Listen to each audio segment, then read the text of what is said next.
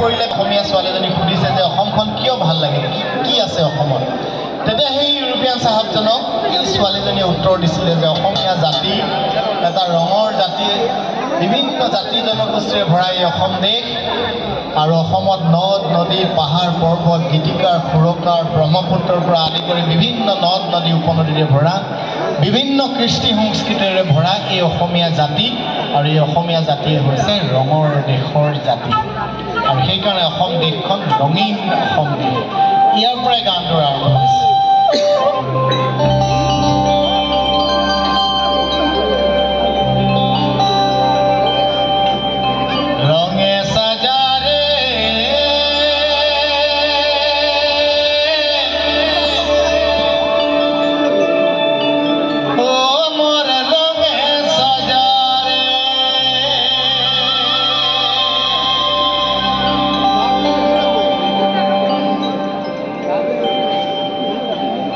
চাৰদিকে ভালো দিছে, চাৰদিকে ভালো দিছে, কেসানা সোহান বিদেশি শ্যাম দেখিল গো সুন্দৰ